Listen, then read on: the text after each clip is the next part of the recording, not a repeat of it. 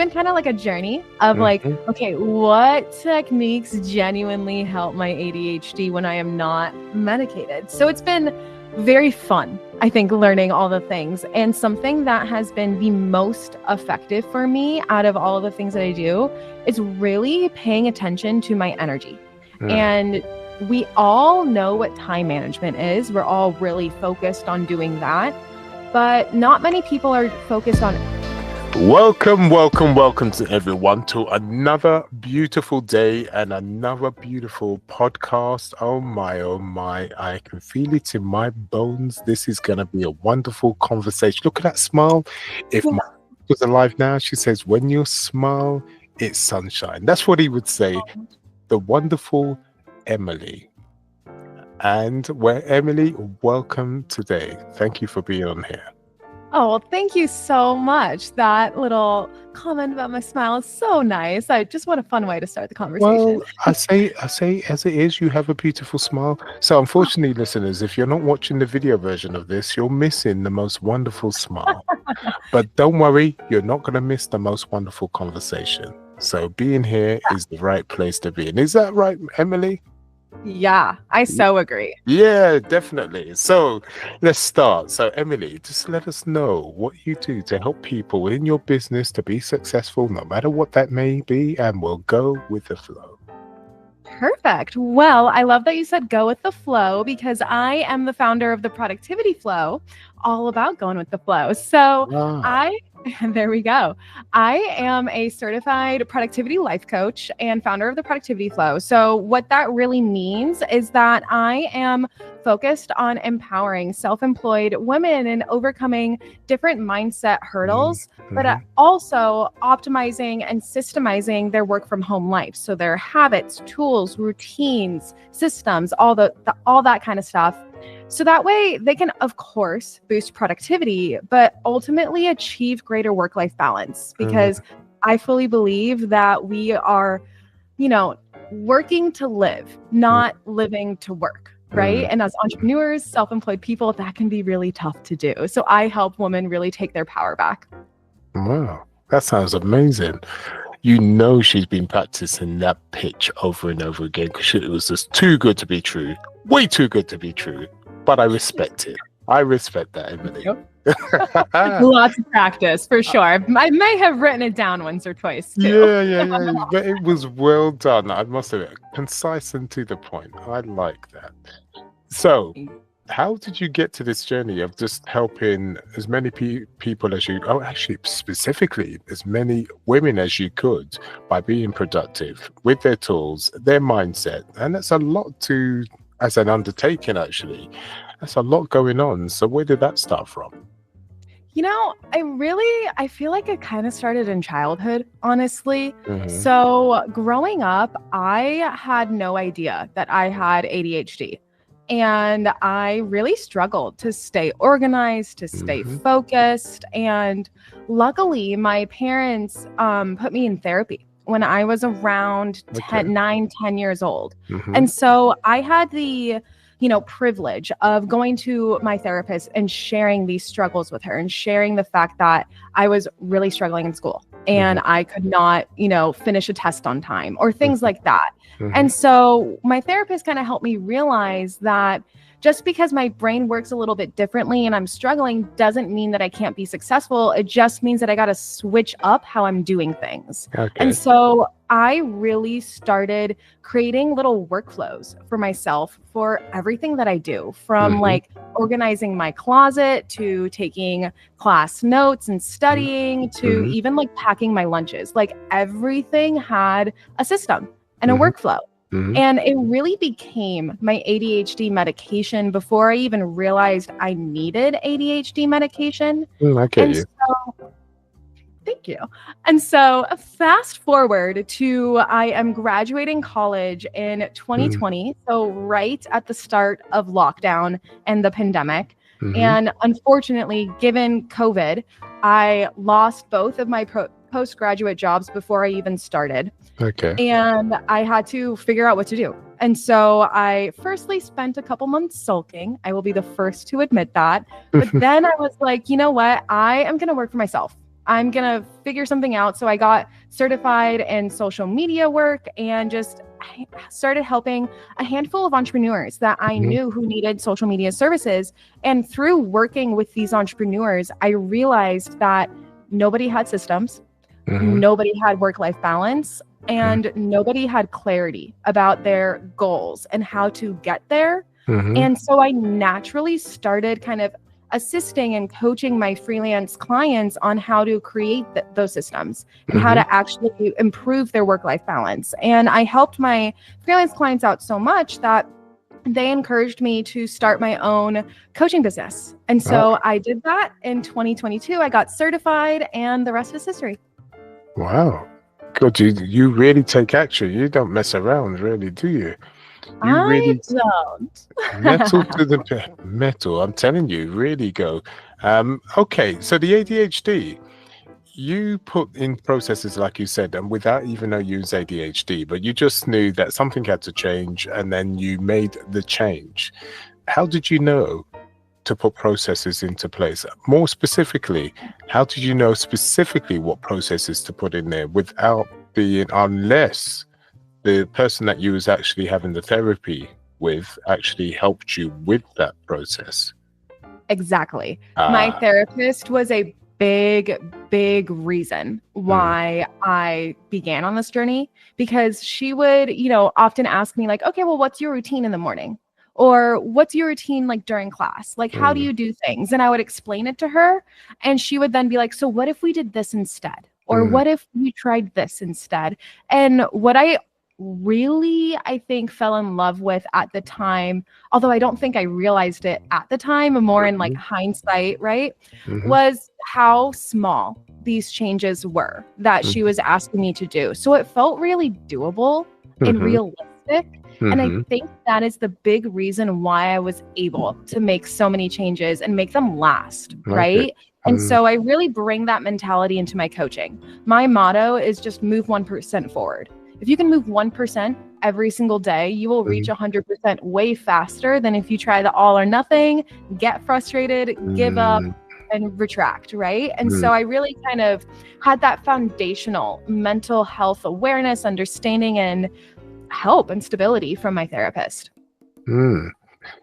I tell you what, that's probably the best thing that could have happened to you, actually. And also, it's good from your point of view because you took that on board. A lot of people would have gone to their therapist and said, nah. But you actually took that on board, which is good on you, without a doubt. So, hindsight. Let's look at the hindsight side of it. Yeah. When do you think the ADHD started? If it ever did, it could have been always with you all the time, but now you know the traits of your ADHD. Yeah. You look way back in the days, and when do you think it started, and what started? I love this question because I have 3 little siblings who are around the age that I feel like I really started noticing a change. And when I was in middle school, I want to say 5th grade, maybe 4th grade, my middle school adopted iPads.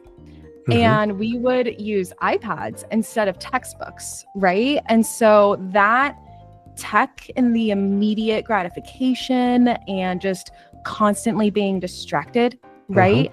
Really, I think, did not help the lack of focus I already had going on. I kind of think that exacerbated it a little bit. And the fact that I had to be reliant on technology at such a young age, because it was like really the tech boom, like it was the new thing. Every school was really adopting it. Like no one really knew what the effects on the brain were, especially to developing brains as a young child. And so I think that really played a role with it. And then looking back, basically my whole family has ADHD too. So really? I bet there's like some genetic something going on there. I don't know too much about the science there, but just knowing that my older brother, my dad, all my siblings, like all of us pretty much struggle with it. So although I don't love using the term struggle with it, we have it, right?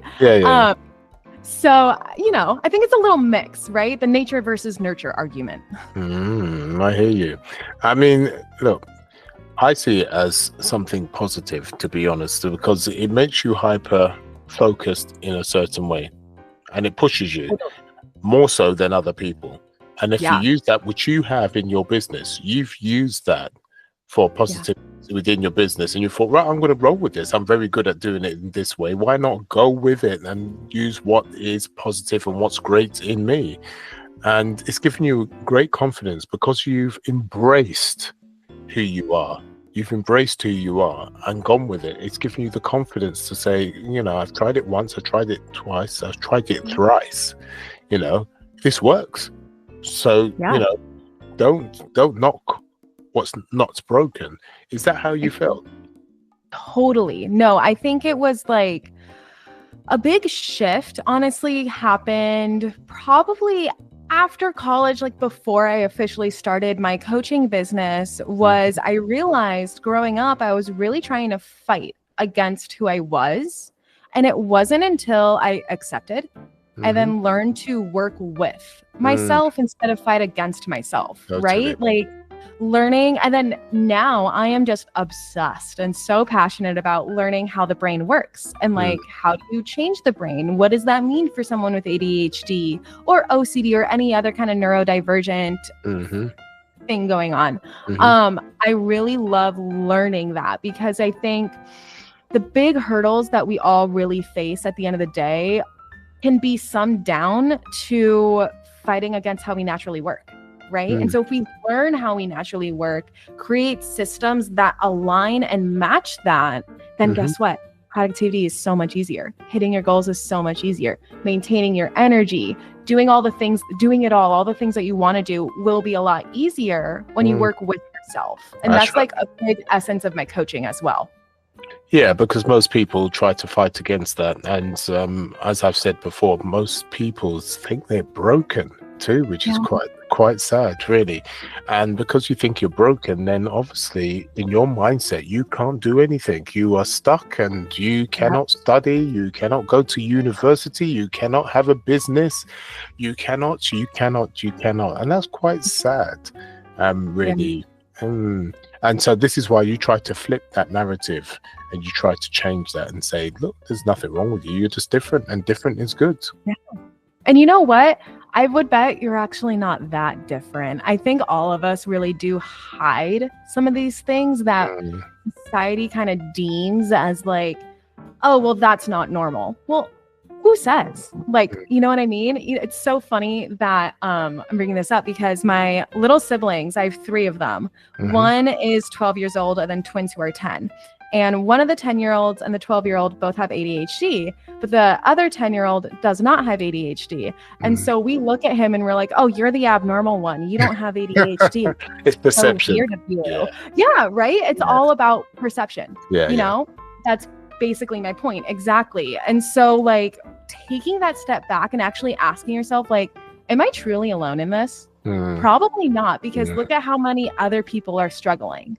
Maybe I just need to communicate it more. Maybe I just need to open up and share about it a little bit more to find other people who are struggling the same as me. And then I won't feel so alone, you know? So I think there's like that misperception there too.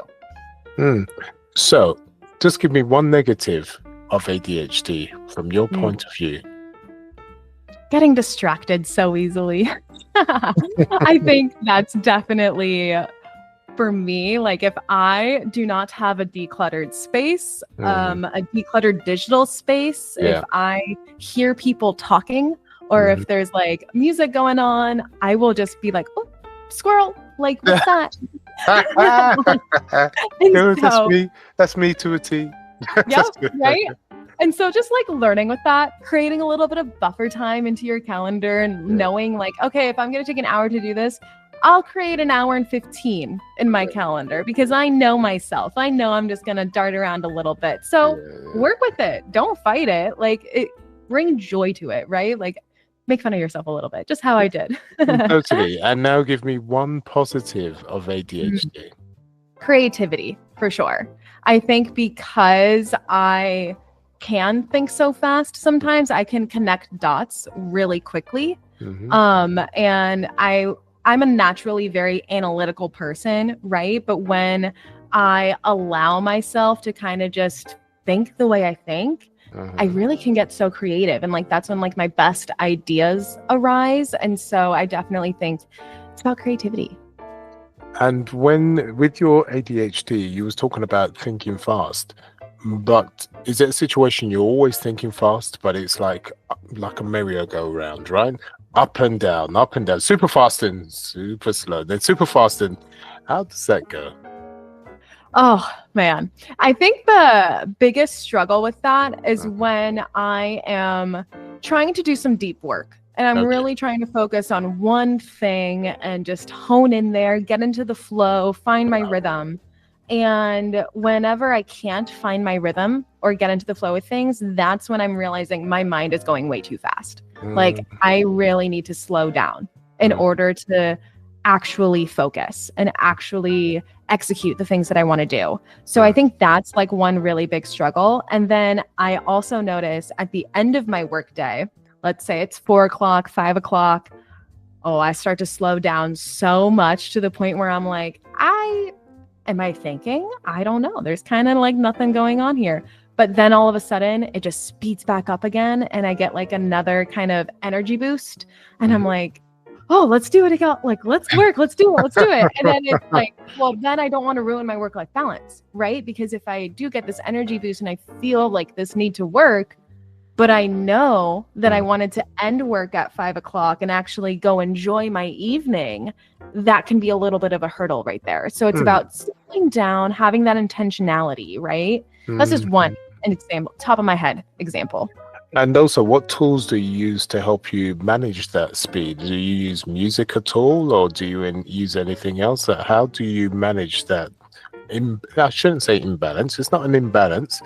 Those changes. How do you manage those changes? Great question. So I really love listening to binaural beats. If you haven't heard of binaural beats before, it's this kind of music that scientifically helps your brain get into the flow and focus a bit faster. Or there's other types of binaural beats like themes, right? So like I always listen to like power music, focus music in that sense. But there's also mindfulness, right? Like if you really want to slow down and just kind of like end your workday, for instance, and calm down a little bit, binaural beats can also help you in that sense. So I really will always play binaural beats on my phone. And then I use my cube timers right here. These bad boys are lifesavers because I will flip it over and let's say 30 minutes, for instance, and then I have a countdown right there. And so this countdown helps me stay on track. Like if I notice I'm getting distracted, I'll look at my timer and be like, oh my gosh, I only have 10 minutes left. I really want to finish this task before this timer is up so I can stay on my time blocked schedule. So I better like hone back in, like I can do this for 10 minutes. So it's been like a little mishmash. So Emily, just describe about your timer, because remember there's some people that can't see this podcast and they're just listening. So just explain what this timer does, what it looks like, etc.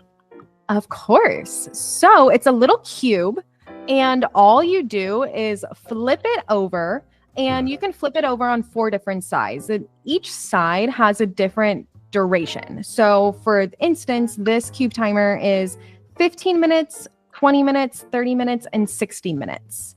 So I'll just flip it over. And then on the back end, it has a little countdown. So that way you know how much time you have left. And then I also have another cube timer that's only like 1 minute, 10 minutes, 5 minutes, and 3 minutes. So I'll often use them both at the same time. So like, let's say I set my 30-minute timer, maybe I'll then set my 10-minute timer, right? So then I can do 3 10-minute tasks back to back to back and stay on track. Wow. So it's just a really easy and super cheap, affordable way. There's like a bajillion on Amazon that you can get. And I love them. It's basically a way to do the Pomodoro technique and kind of customize that. That sounds amazing, actually. I may try that myself. Who knows? I may be a genius by the time I work with those. I could do with some focus for sure. So when it comes to tools, you've given us an amazing tool with it. I mean, I've never heard of that. So that's the first time I've come across it. Music has always been my thing all my life. It's how I've regulated myself. So I tend to use a lot of score music. And the reason why I use score music is because it's very expressive, just like it has to be, right? Because it's got to express what's happening on the screen. So I tend to use score music for many things, be that for chill out, be that for really racy, whatever. And that's always regulated me, and I still use it to this day. So I'm glad that I've heard that you use music to regulate you, to just help you just to focus in the way that you need to focus. So what other tools that you use to help with your ADHD? Yeah, well, I feel like a lot of my tools are kind of mindfulness tools too. So for a little bit of context, I did go on ADHD medication once I was officially diagnosed after I graduated college. But I didn't love the way it made me feel. And so I have been working to move off of my medication. And now I've been off of it for about a year or 2 years now. And so it's been kind of like a journey of like, okay, what techniques genuinely help my ADHD when I am not medicated? So it's been very fun, I think, learning all the things. And something that has been the most effective for me out of all of the things that I do is really paying attention to my energy. And we all know what time management is. We're all really focused on doing that.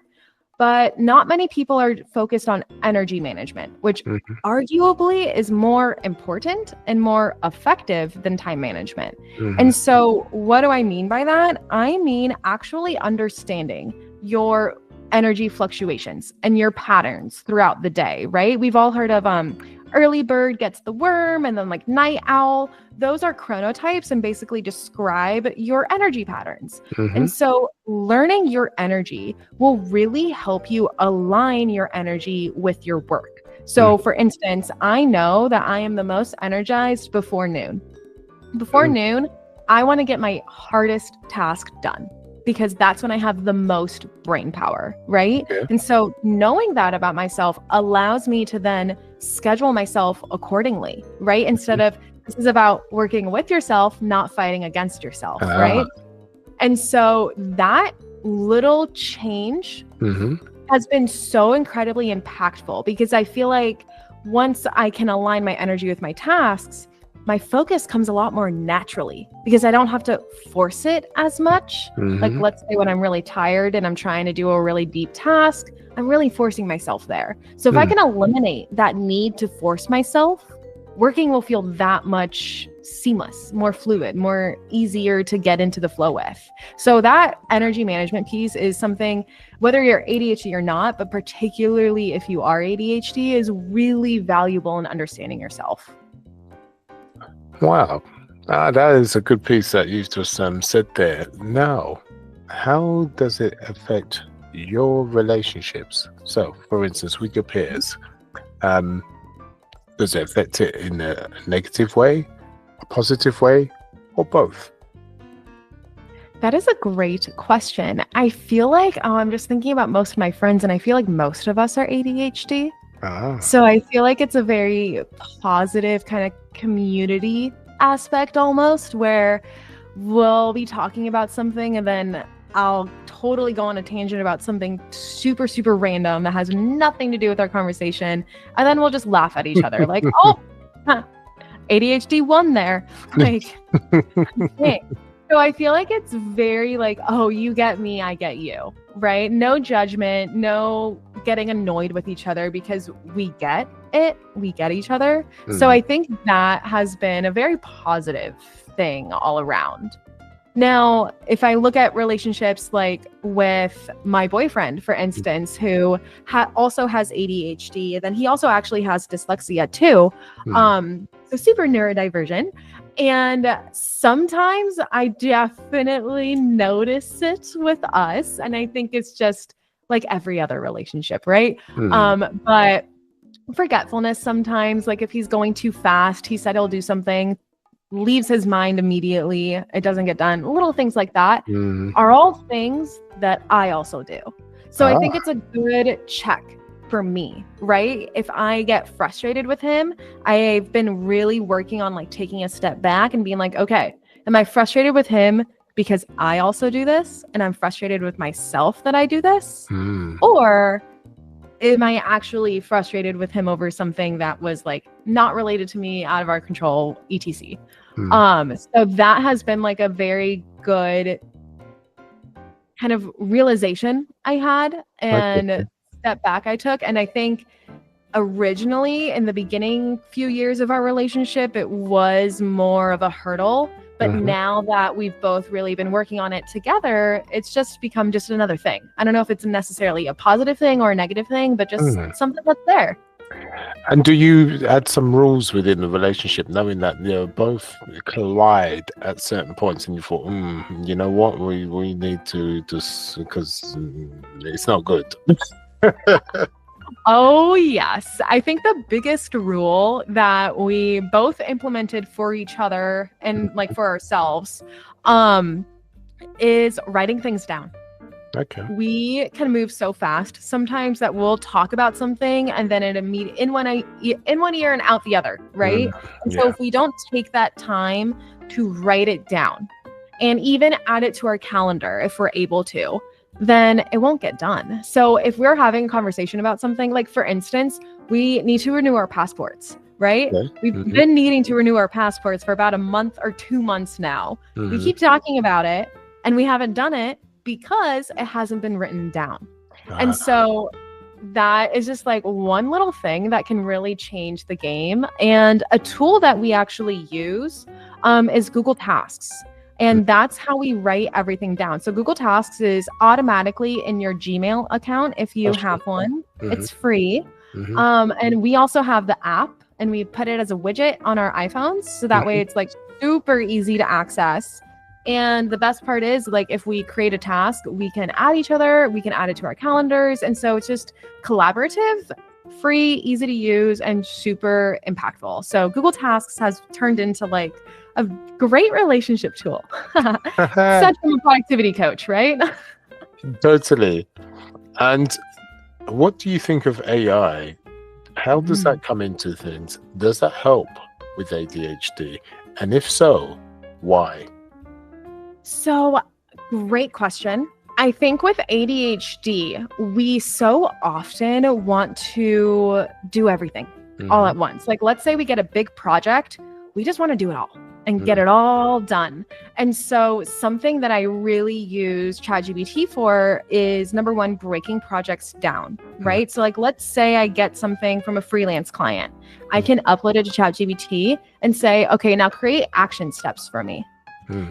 Lay it out for me. What is the first thing I need to do? Second thing, third thing, create an action plan, right? So that's one really easy way to use ChatGPT that can kind of reduce that overwhelm. So then that way you only need to focus on each action step itself. So you're filtering everything out of all those huge paragraphs, and then you're asking it, put it in a list, please. Just tell me what I need to do, and bam. Exactly. Make it as easy as possible. So I think that is one really simple thing to implement with AI. Another one is kind of like using AI as your first step, your first draft for everything. I think with ADHD, we can get so distracted, we can get really overwhelmed, and we want to focus on all these things. So sometimes when we have an idea, we don't know how to fully execute it. And using AI as like your first draft, your first step is a really helpful way to give you some direction. So that way you're not just sitting here in analysis paralysis or sitting here in overwhelm. You can actually start acting, right? So I really like using ChatGPT kind of as like my second brain. Like, what are the things that I need to do that I don't want to actually do the tedious work, like breaking a big project down into action steps. Yeah, I find that the AI is coming to us.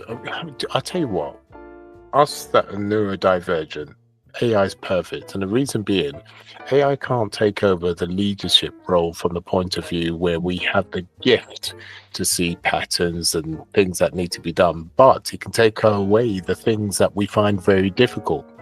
So it could be the assistant for the things that we cannot do, but it Mm-hmm. can't overtake the things that we are gifted at doing.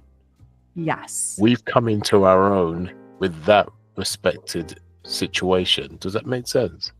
No, that makes perfect sense. I think that's a great way to put it. I know that there's like this kind of fear that AI will be taking over and doing everything for us. And I really don't view AI as that. I view AI as like our helper, right? Like our assistant. That's right. I could love how you put that, because I think that's the lens that you need to approach AI with. And when you do approach AI in that lens, like, what can it do for me that I don't want to do or that I'm not good at doing? Then you have a virtual assistant right there, and that's a pretty powerful tool to keep in your back pocket. I'm telling you, I use it all the time, trust me. Yeah. And everything I Same. do, and for the clients.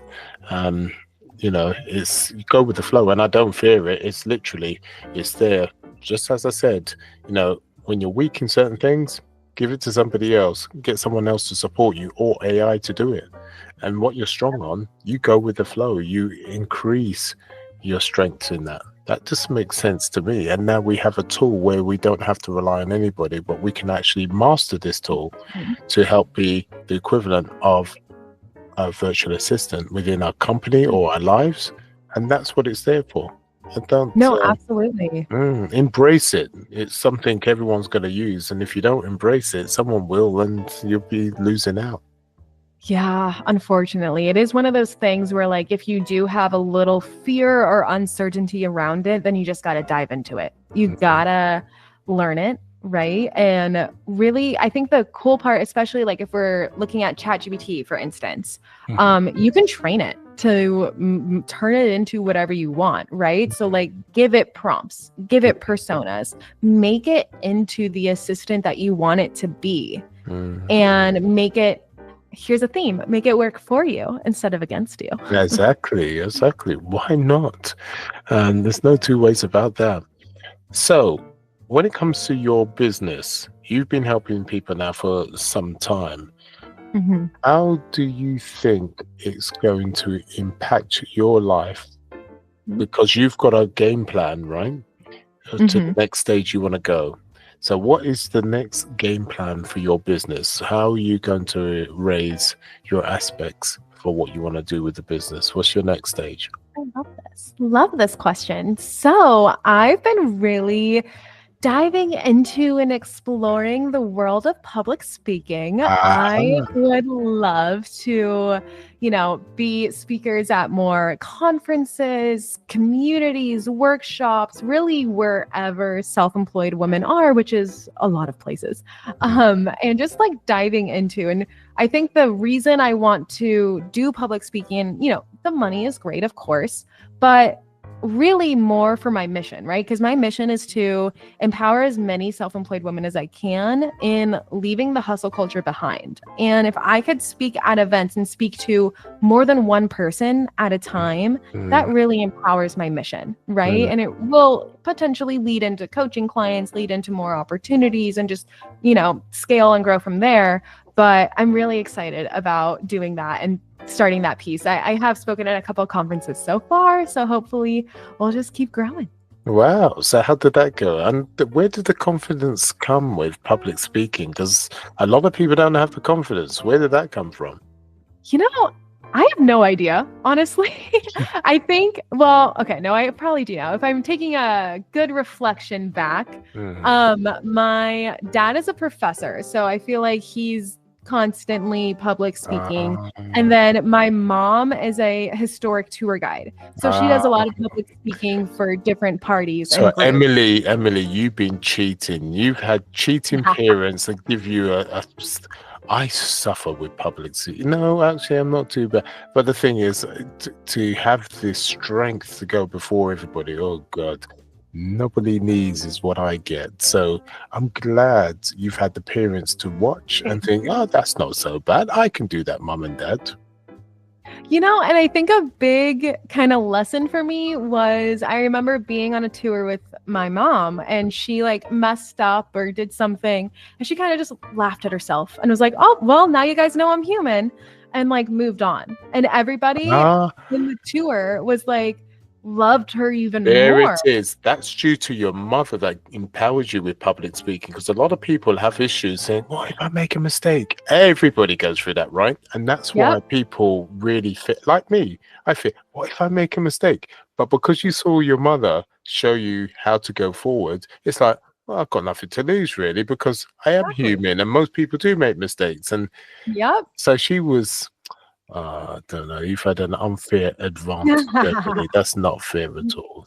I mean, I will also say I did do a coaching program last year that Okay. helps me really empower my speaking and like actually create a good speech and learn how to pitch myself and like all of the business parts of speaking. Mhm. Because, I only knew how to like stand up there, smile, and say some stuff. But Yeah. how do I actually go and get into a conference? That's a whole different Ball atmosphere game. right there. Yeah. Yeah, exactly. And so I definitely think the coaching program really empowered me to turn it into a business and like actually make something of it. I totally attribute my parents though for giving me the confidence to even consider it and try it. Hmm. Okay, now having ADHD, how has that helped you within your business and helped your clients with the skill set? And I'm going to call it a skill set of ADHD. It is a skill set, right? You've got a skill set of ADHD. So let's go a bit deeper within your business. How has that helped you imply what you need to help your clients? Well, I think the biggest way is that I get it, right? Like I've been there. I've been in my clients' shoes. I really have personally experienced the hurdles that my clients go through. And like I still experience a lot of the hurdles. It's just because I have all this knowledge and I know what to do doesn't mean I always do it. And so I think that relatability factor is a really big way for my clients to open up to me and to be more honest than if I didn't have ADHD and didn't fully understand what it's like being in their shoes, right? So that right there, that trust factor is what allows me to then coach them. Because if they don't trust me, if they don't fully, understand where I've been and how my situation can help them, then they're not going to come to me. And so I think that just initial kind of shoe-in is a really big impact on my business. Now, if we're talking like day to day, like in coaching calls and everything, I think them seeing how I handle my own ADHD, not all of my clients have ADHD, but a good, I would say over 50% have them, probably like 75%. So when they can see like what I do personally and like how I make it work into my own work from home life and into my own business and really just offer like real examples, not that are in a book or in a podcast or anything that's not tailored to them, right? So that piece right there is also really, really valuable because people are like, I didn't know that was an option for me, or I didn't realize that I could do that. Like seeing you do it has allowed me to actually consider it. And so that is really huge to me. Yeah, I can see that big way. So just give us one other thing within the business where it helps. Yeah. So I think with my content creation and whether that's social media content, my blog content, but I think just looking back and asking myself, like, what are my biggest hurdles with ADHD? Okay, let me talk about that. And like also kind of tapping into my ADHD a little bit. And if I, do go off on a side tangent or I allow it, and I ask myself like, oh, that's actually a really good topic. I know it's not related to this one right now, but let me go make a note of it so that way I can post it next week. And so just like having the creativity and the ability to like think about what has helped and what has hurt and being able to then put it down on paper or in a video is a huge part of my business because content creation is definitely like one of my big lead generators. And so, yeah, I think just allowing the creativity and not getting annoyed with myself when I do dart and kind of leaning into it a little bit. You're enjoying yourself, Emily, aren't you? I am. You are. I'm all about having fun with it. If you can't have fun, then you shouldn't be doing it.